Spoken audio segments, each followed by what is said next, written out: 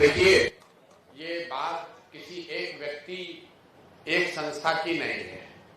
बिहार में जो कानून के रक्षक हैं, जिनके कंधों पर ये जिम्मेवारी है कि कानूनी व्यवस्था बनी रहे, कैसे वो लोग सरेआम कानून का उल्लंघन कर रहे हैं और किसी परिवार का, किसी व्यक्ति का, किसी संस्था का जो प्रॉपर्टी है, जो मेडिकल कॉलेज है, उसको न सिर्फ कब्जा कर लिया, उसको 25-30 बरस से अपने कंट्रोल में रखे हैं।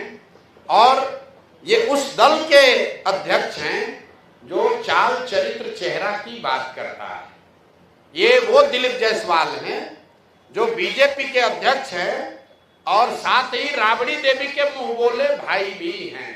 ध्यान रखिए, ये कब्जा इसलिए नहीं किए हैं कि ये बीजेपी के अध्यक्ष है। ये कब्जा इसलिए कर पाए हैं कि हमाम में सब नंगे हैं। ये सारे नेता एक साथ मिलके, जिसमें राजद के लोग भी शामिल हैं और जिसमें भाजपा के लोग भी शामिल हैं, सुबह शाम राजद का नेतृत्व ये कह रहा है कि हम लोग भाजपा से लड़ाई लड़ रहे हैं और भाजपा का अध्यक्ष, राज्य का अध्यक्ष, उसने एक सिखों के कॉलेज को जबरदस्ती कब्जा किया हुआ है।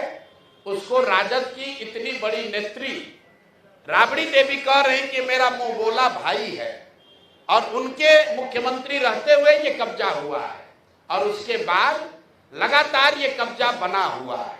तो ये दिखाता है कि भाजपा, राजद, जदयू, ये सब when it comes to personal profiteering, व्यक्तिगत लाभ की जहां बात आती है तो ये सब लोग आपस में मिल जाते हैं। आपने सरदार मौलेश्वर सिंह के बच्चों से सुना, लीगल स्थिति आपने सुनी।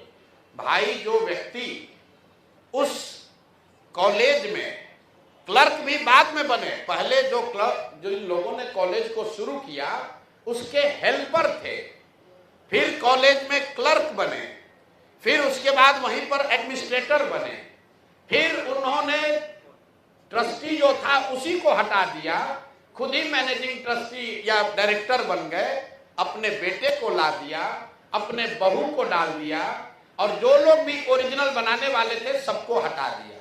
उन्होंने जो किया ये तो बहुत गंभीर विषय है, लेकिन आपके हमारे लिए गंभीर विषय ये है कि बिहार में 25 साल से ये चीज चल रहा है, आज तक न किसी ने आवाज उठाई, न उन पर कोई कार्रवाई हुई, न उस आदमी को कोई डर है, बल्कि वो आदमी क्लर्क से बढ़ते बढ़ते अब भाजपा का यहाँ का अध्यक्ष बन गया है। ये कैसे संभव है?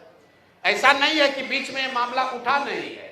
एक व्यक्ति राजेश शाह की इसमें संदिग्ध हत्या भी हुई है, उस पर केस भी हुआ है। उस परिवार के लोग मुख्यमंत्री के दरबार में नीतीश कुमार से आकर मिले हैं। नीतीश कुमार ने उस पर जांच की बात कही है और जिस एसपी ने साहब को, ये दिलीप जायसवाल को क्लीन चिट दिया है, अपेरेंटली उन्हीं की पत्नी के बारे में कहा जा रहा है कि उसको मेडिकल कॉलेज में एडमिशन देके उनको MBBS कराया गया है।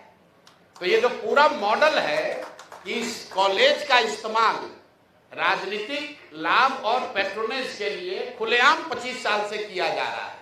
अब एक आंकड़ा सुनिए, 50 से ज्यादा पॉलिटिकल लोगों के परिवार के लोग, एक तो नहीं, 50 से ज्यादा अलग अलग पॉलिटिकल परिवार के लोग, उनके बच्चे, उनके परिवार के सदस्य बिना किसी एडमिशन टेस्ट के मैनेजमेंट कोटा से इस कॉलेज में उन्होंने एडमिशन लिया, वहां से मेडिकल की उनको डिग्री मिल गई और वो सब दिलीप जायसवाल को बचाने और मदद करने में लगे रहे।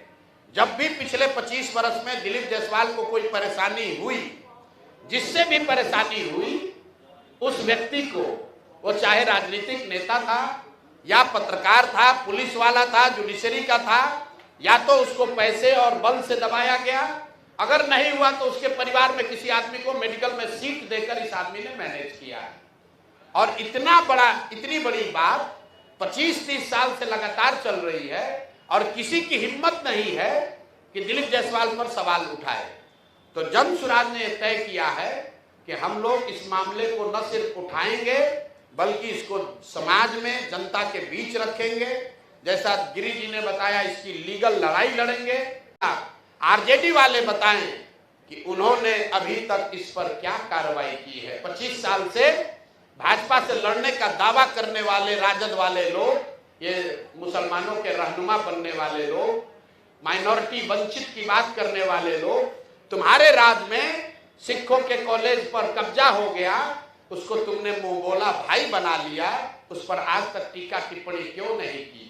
आपको बता देते हैं क्यों नहीं की कि लालू जी के जो 2 साले थे, जरा जाकर पता कीजिए कि उन दोनों सालों के परिवार के कितने लोग इसी मेडिकल कॉलेज से गलत तरीके से डिग्री लेकर डॉक्टर बने। नाम हम नहीं बता रहे हैं, आप लोग खोज लीजिए, वो अभी जवाब देंगे तो उनको नाम भी जारी करेंगे कि लालू जी के परिवार के कितने लोग उस मेडिकल कॉलेज से डिग्री लेकर निकले। तो मेरे भाई, ये मिली भगत है, सब आपस में मिले हुए हैं और वहां पर एक कॉलेज को कब्जा किया। जिसने आवाज दी उसको या तो मैनेज किया या उसको मार दिया, उसको दबा दिया। करतार सिंह जी जो वहां मैनेजिंग ट्रस्टी थे, उनको केस में फंसाया, जेल में उनको उनके साथ मारपीट की गई, उनको इतना टॉर्चर किया कि करतार सिंह जी किशनगंज छोड़कर भाग गए। जब वो किशनगंज छोड़कर भाग गए, उसके बाद जाकर उनके साथ दबाव में समझौता करके केस विड्रॉ कराया है। तो भाई, ये बात पब्लिक डोमेन में आनी चाहिए, भाजपा का भी, उसके साथ जदयू का भी। और एक और बात समझ लीजिए कि 3 बरस लालू जी राबड़ी जी की बात छोड़ दीजिए, अभी नए नए उनके लड़के जो नेता बने हैं, 2 बार जब महागठबंधन की सरकार रही है, दोनों बार स्वास्थ्य मंत्रालय उसका मंत्री राजद के लोग रहे हैं, दोनों बार डिपार्टमेंट राजद के पास रहा है। जदयू वालों से पूछिए कि सुशासन की बात करने वाले नीतीश कुमार 20 साल से यहाँ शासन कर रहे हो, दिलीप जायसवाल को बगल में बैठाकर चाय पीते हैं, सीटों का निगोशिएशन करते हैं, तो क्या आप मानने को तैयार हैं कि मेडिकल कॉलेज पर अवैध कब्जा करने वाले के साथ बैठकर आप राजनीति कर रहे हैं? तो ये हम लोग का आरोप है, हम लोग ने अपनी बात रख दी। अब आपके जो सवाल है वो आप कर लीजिए। इसका दूसरा चरण अभी 7 दिन में जब उनका जवाब आएगा तो फिर जारी करेंगे। इनको छोड़ेंगे नहीं, हर 7 दिन पर लोगों को बताएंगे कि इस आदमी का चरित्र क्या है। और इसके साथ जुड़े हुए लोग, चाहे वो भाजपा के हों या राजद के, अब वो बच नहीं सकते हैं। अगर कानूनी तौर पर बच भी गए हो तो पब्लिक के सामने आपको खड़ा करेंगे और 3 महीना के बाद अगर जनसुराज की व्यवस्था बनी तो आपको, आपके साथ क्या होने वाला है अभी से आप समझ लीजिए।